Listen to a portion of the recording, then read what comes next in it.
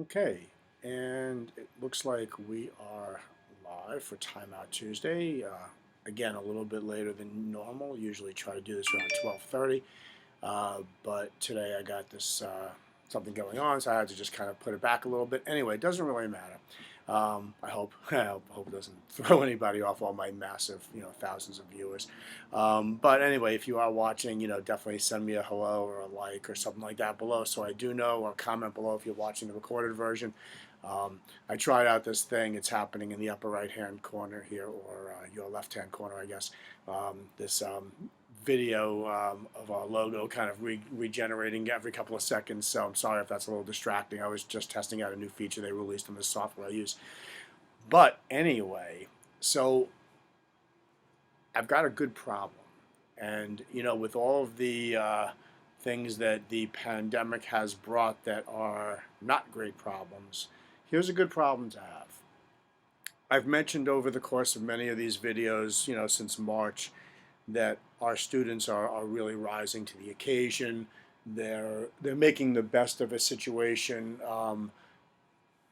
learning in an online environment now. Of course, we have a combination of online and in-person classes that we do on the weekend. But throughout the course of the pandemic, there's been a few things that have been changed in our curriculum.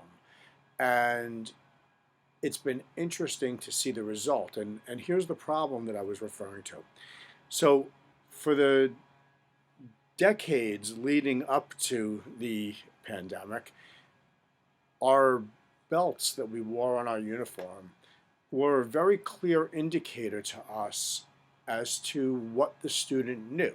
So if we saw somebody wearing a particular color belt with a particular stripe on it, it was basically a communication to the instructor what they're currently know, the proficiency level that they should know it at, and what things they're working on. And there was a very wide, a very narrow margin for error in that. Of course, there were always a couple of students that maybe forgot something that they should have known already, and there was always students that were a little bit ahead. But generally speaking, if I saw somebody wearing a belt, it was easy to tell. Well, over the course of the pandemic, we have shifted our curriculum around, and we've clearly not been doing physical contact drills and fighting drills and grappling drills and all kinds of other things that make up, I don't know, let's just pick an arbitrary number, let's say 25 or 30% of our curriculum. And but we've still filled all the time with the remaining 60 to 70%, whatever you want to call it, 70, 80%. And we've spent a lot of time on our requirements, such as our forms, we've practiced self-defense techniques and philosophy and concepts in the air as though they were forms. We've practiced using different devices around the house to simulate grabbing and grappling and tension and weight. And we've spent a lot of time working on other components of the martial arts that we always spent some time on, but now maybe we've doubled or tripled it. And those areas are concepts of movement, balance, strength training. And the result has been that our students that have been attending our classes since March no longer are easily recognizable knowledge-wise by their belts, because many of them have used the time wisely and done more and more, have learned more and more of their katas and forms, and they've really just been sucking up knowledge, and it's really quite amazing.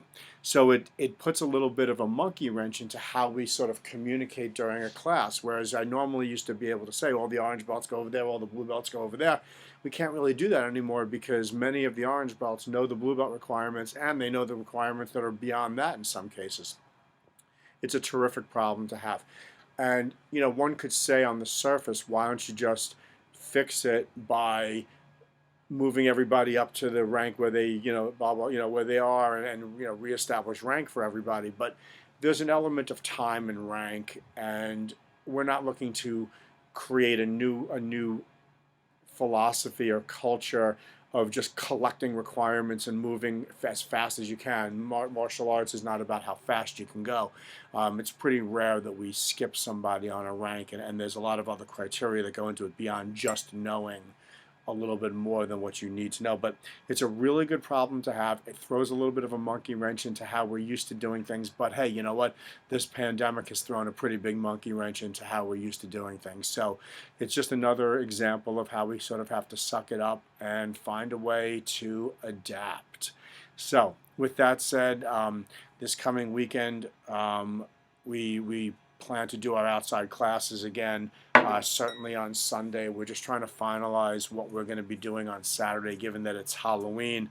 We're trying to make some final decisions about whether we're going to do what we normally do, which is just cancel classes so the kids can do their Halloween thing, or try to do something early in the morning.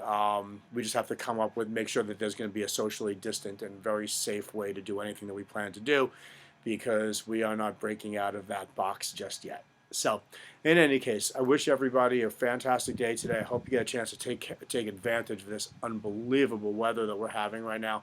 And I will see everybody later at the dojo. I wish everybody peace.